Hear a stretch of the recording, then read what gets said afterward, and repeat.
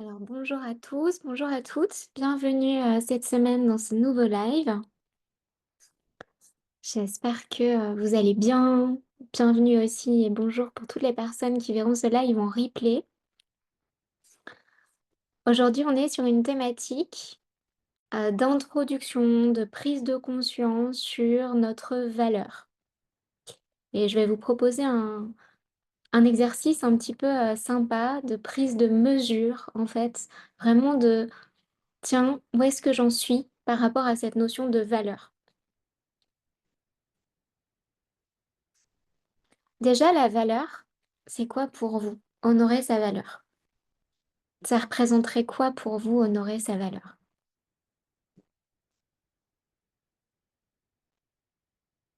Je vous invite déjà à vous demander ça. Alors, prendre conscience de qui l'on est,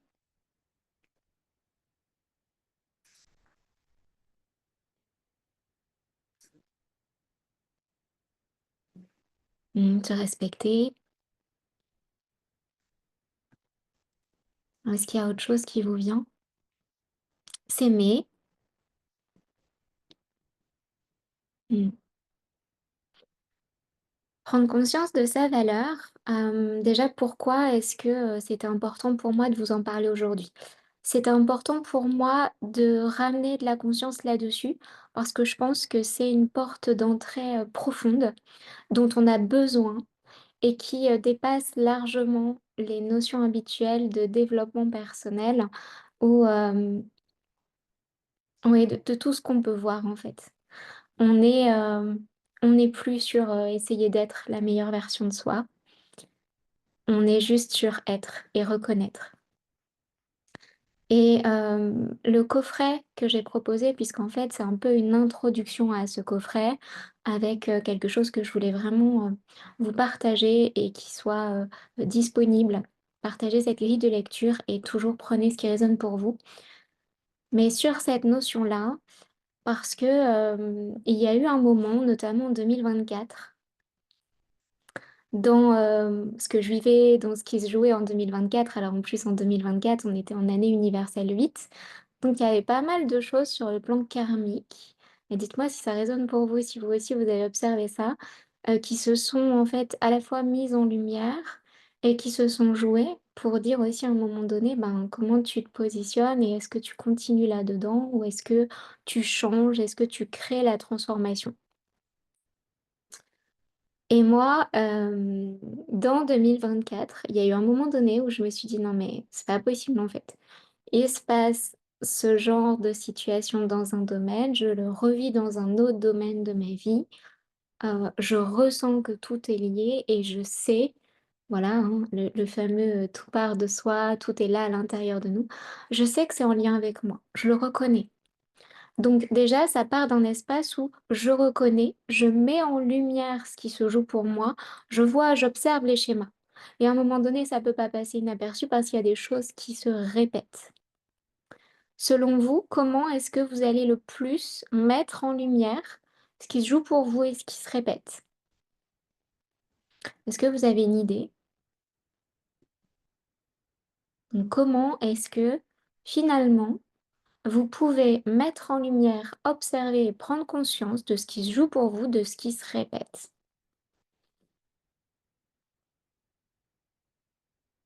Parce qu'en fait, si on part d'un espace, bah, aussi de notre quotidien, hein, au plus on entre guillemets, on cultive et on essaie d'avoir un état et un regard un peu plus conscient aussi sur ce qu'on vit, sur, ce qui nous entoure, sur les situations et d'avoir une espèce de prise de hauteur et de recul. En fait, au plus c'est facile pour nous, entre guillemets, hein, de mettre en lumière. Même si, attention, nous avons un ego et un mental assez fort et souvent, en fait, c'est difficile de voir et d'y aller pleinement et tout simplement, déjà de un de ralentir pour l'observer et de 2 d'être totalement honnête et dans cette transparence avec soi. Parce que souvent derrière, il y a de la douleur. Il y a de la douleur, il y a une forme de souffrance en fait, mmh. Hem, donc l'idée, c'est comment est-ce qu'on peut l'observer? Parce que bien sûr qu'il y a une résistance à observer les schémas. à observer ce qui se répète et les situations. Est-ce qu'il y a des choses qui vous viennent? Donc ouais, les situations, des comportements, oui, les comportements aussi qu'on peut avoir nous ou que les autres ont envers nous. OK. Et moi, j'aimerais vous partager aussi les émotions. En fait, je crois profondément que les émotions, si on les écoute, si juste on arrive à capter cette émotion qui est là à l'intérieur de nous, donc c'est vrai que parfois, comme l'éducation émotionnelle, on l'a pas trop reçue, c'est aussi revenir dans cette écoute-là. Mais l'émotion, en fait, quand on s'aperçoit qu'on ressent, je sais pas, de la colère, qu'on revit par exemple aussi, hein, les blessures d'injustice, d'abandon, de rejet, de trahison, de ce que vous voulez. En fait, ces sentiments et ces émotions, donc de l'émotion naît un sentiment, c'est comment nous on le prend en termes de notre prisme et de notre propre regard. C'est ça qui vont être très, très indicateurs de tiens, si on a l'impression que ce sentiment et cette émotion perdurent dans le temps, se répètent dans différentes situations données, là, c'est indicateur qu'il y a un nœud, qu'il y a quelque chose qui se rejoue. Est-ce que ça vous parle? OK, ouais, ça me parle. Génial. OK. Alors du coup, cet indicateur, je vais vous inviter aujourd'hui à aller voir sur la notion de valeur. Comme je vous ai dit, moi j'ai eu cet indicateur. Je me suis dit: «Là, il y a quelque chose, c'est plus possible pour moi, en fait». Et puis, j'ai mis ce stop vraiment conscient, où je me suis dit: «OK, en fait, c'est non négociable, c'est terminé. Je ne suis plus d'accord pour ça, je prends conscience que ça vient de moi, que c'est moi qui, dans un certain endroit, ne me positionne pas» et c'était en lien avec cette thématique qui est vraiment pour moi très profonde, qui est une clé très puissante et on va partager ensemble pourquoi.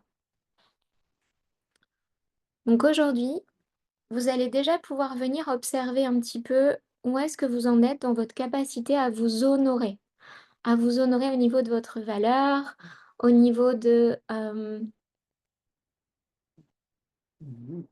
d'incarner votre valeur aussi, hein. C'est pas juste un concept mental, c'est on le ressent, on le vibre, on pense que l'on a de la valeur et on se comporte de cette façon, déjà en allant observer votre capacité à recevoir. Donc vous pouvez vous demander, ici et maintenant, je vous invite déjà peut-être à revenir dans le corps, voilà, pour pas être trop dans le mental. Tout simplement inspirez, vous remplissez le ventre, le thorax, les épaules et vous expirez, vous soufflez, vous relâchez. Vous revenez progressivement à l'intérieur de vous, comme si votre corps retrouvait son rythme naturel, où tout redevient synchronisé sur votre respiration, sur votre cœur. Vous allez pouvoir développer votre conscience de votre corps physique tout simplement en rentrant dans la conscience de l'appui de votre corps, que ce soit au niveau de votre assise, au niveau de vos pieds. Vous percevez la sensation, la pesanteur. Voilà, et vous respirez, vous revenez bien dans votre corps. Super. Donc ça peut être très facile de revenir comme ça à soi, de revenir dans le corps. Et là, naturellement, vous allez pouvoir vous demander, tiens, où est-ce que j'en suis dans ma capacité à recevoir? à combien quelque part je m'autorise vraiment à recevoir, que ce soit en termes d'amour, en termes d'abondance, en termes de reconnaissance, que ce soit aussi en termes de fluidité, de simplicité,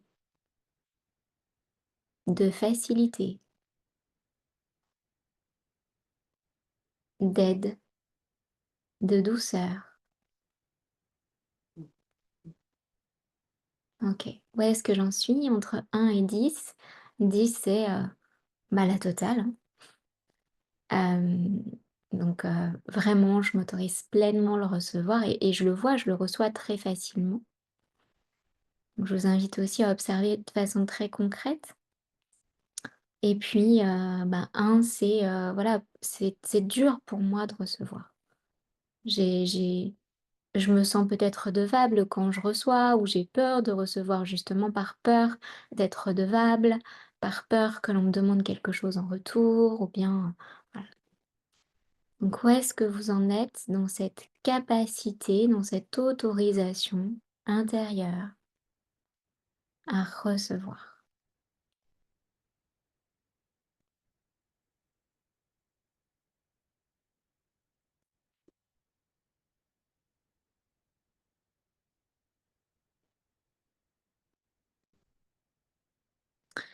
Le deuxième point, c'est où est-ce que vous en êtes dans votre capacité à vous traiter et à être vraiment avec vous dans le plus grand des respects, dans le plus, allez, le plus grand amour, dans le plus grand, la plus grande dignité, vraiment, dans cette notion de s'honorer. Où est-ce que vous en êtes? Pareil, entre 1 et 10. 10 étant, j'ai vraiment conscience que je suis un cadeau, je suis un être humain, je suis en vie, je mérite le respect, je me respecte tellement et je m'aime. Et quand on parle d'amour, c'est pas juste d'en venir à s'apprécier, c'est vraiment, je suis capable d'avoir un amour inconditionnel envers moi. Et un, c'est, bah non, en fait, il y a voilà, finalement, peut-être je me rejette beaucoup. Je suis très, très critique envers moi. Hem, je me traite avec négligence, je prends pas soin de mes besoins, je ne m'écoute pas, je prends pas de temps pour moi. Hem, voilà, où je pose pas mes limites, enfin, et cetera, puisque tout est en lien au final derrière, il y aura pas mal de choses qui vont découler. Donc où est-ce que j'en suis dans cette capacité à me traiter et à être pour moi dans ce plus grand des respects, dans ce plus grand amour, cette dignité. Voilà. Et il n'y a pas de jugement à avoir. Rassurez-vous, si vous êtes à 10, parfait, très bien. Moi, je considère qu'on est tous en chemin et moi, j'y suis pas.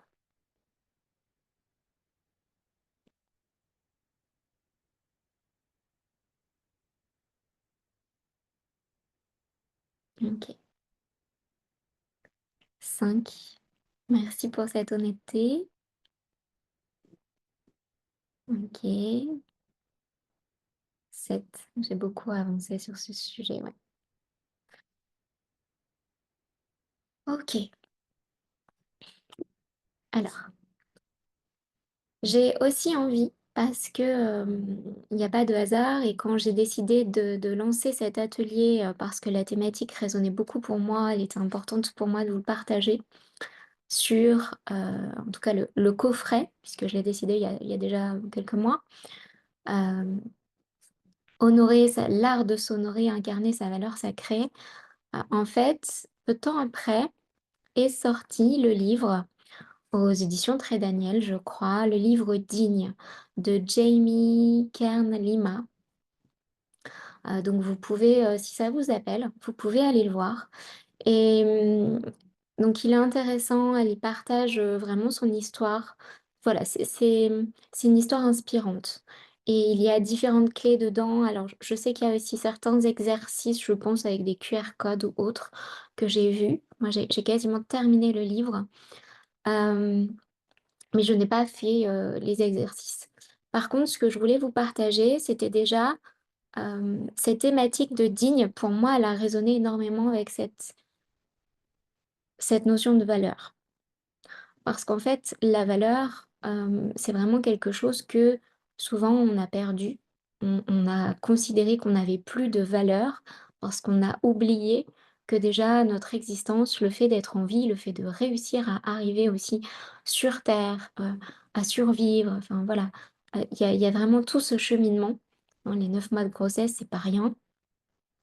Donc il y a tout ce cheminement qui finalement de base a quand même, quelque chose de très sacré, de très beau, de très pur et que l'on a, dénué peut-être aussi parfois de sens et dénué ensuite tout simplement parce qu'on est arrivé dans un monde déconditionné tout simplement de la valeur de l'être, de la valeur de l'humain.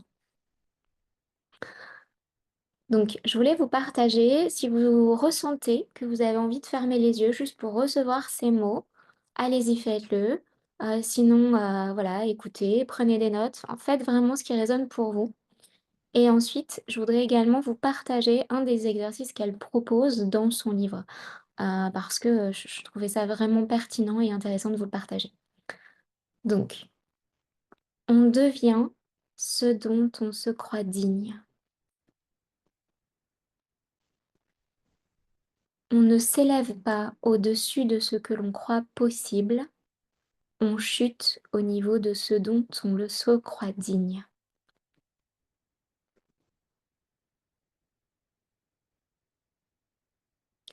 On ne s'élève pas au niveau de ses rêves et de ses espoirs, on reste bloqué au niveau de son amour-propre.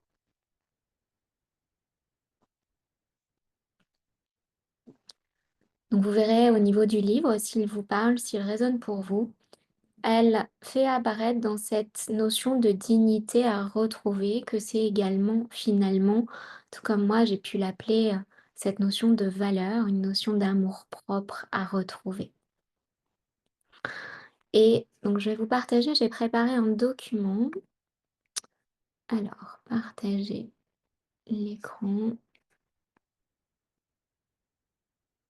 Voilà, super. Donc partager au niveau de l'écran, je vais vous mettre en grand.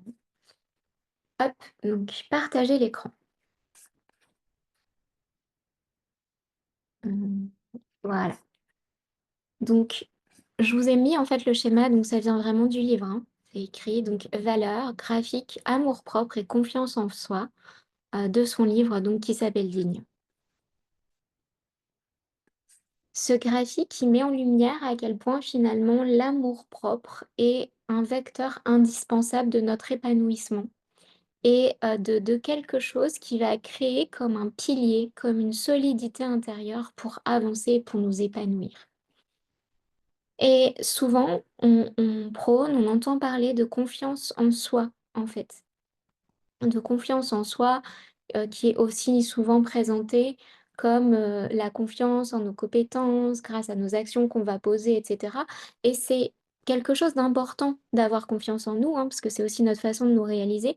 Mais la confiance en nous, elle est très instable en fait, hein. Quand on fait quelque chose que l'on a l'habitude de faire parce qu'on l'a déjà fait, parce qu'on va répéter ou autre, on va avoir développé une confiance en nous dans quelque chose. Mais à côté de ça, face à quelque chose de très nouveau, quelque chose d'inconnu qui vient aussi peut-être nous ébranler un petit peu dans nos habitudes, eh bien on va avoir le sentiment de ne plus avoir de confiance en nous. Donc, elle part du principe, elle a créé cet exercice graphique que la voie de l'épanouissement, c'est une conjugaison vraiment entre les 2 vecteurs, le vecteur d'amour-propre, cette notion de donc elle appelle la conviction intérieure que vous suffisez, que vous avez de la valeur, que vous êtes digne d'amour, d'appartenance, exactement tel que vous êtes. Donc il y a vraiment cette notion de valeur qui est là. D'où, pour moi, c'était vraiment important de vous le partager. Et puis l'autre point donc de confiance en soi. Donc je vous invite à vous demander aujourd'hui, pareil, entre 0 et 10, où est-ce que je me situe au niveau de mon amour-propre? de cette notion d'amour-propre envers moi-même.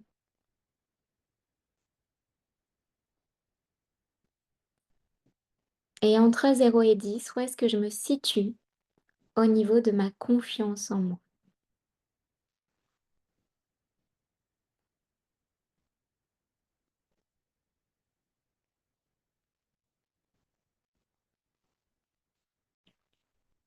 OK. Alors je vais arrêter le partage. Hem, Si vous avez besoin, n'hésitez pas aussi, si ça vous parle, le schéma, à faire une capture d'écran. Et puis encore une fois, si le livre résonne pour vous, vous pouvez aussi, aller le découvrir. Donc elle raconte beaucoup son cheminement, son histoire de vie, hein. C'est pour ça que voilà, certains passages vont résonner ou non, mais elle est, très, très inspirante. Donc allez découvrir, le résumé du livre, son histoire, voir si ça vous appelle ou pas. OK. Donc voilà pour cette thématique. Dites-moi comment ça a résonné pour vous, si c'était ouais, super intéressant. Merci pour ces partages, génial. OK. Donc l'idée, c'était vraiment déjà d'ouvrir le champ sur cette notion de valeur, de faire le point avec vous-même, parce que déjà en mettant en lumière, en prenant conscience, il y a déjà quelque chose de puissant qui s'opère et c'est comme ça qu'on peut commencer la transformation et le changement. Et le 2e point, donc vous le savez, il y a un coffret qui est vraiment relié à ça, qui est tout un cheminement, qui a évolué entre le moment où, j'avais cet appel en fait de le créer et puis, comment je l'ai, conçu et comment voilà, il s'est construit.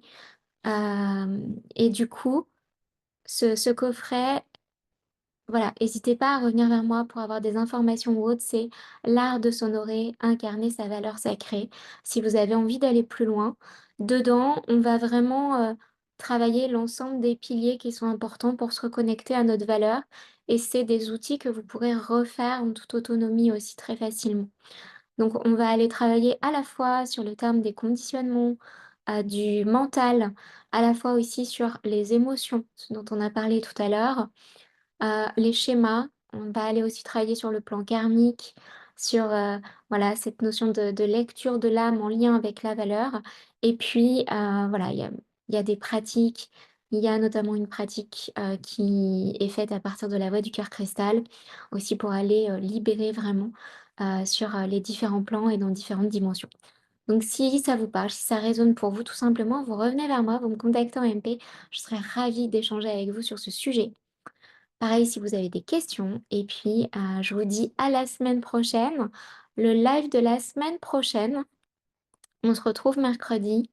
Je vous partagerai dans le groupe sur quelle thématique c'est ou s'il y a autre chose. À la semaine prochaine!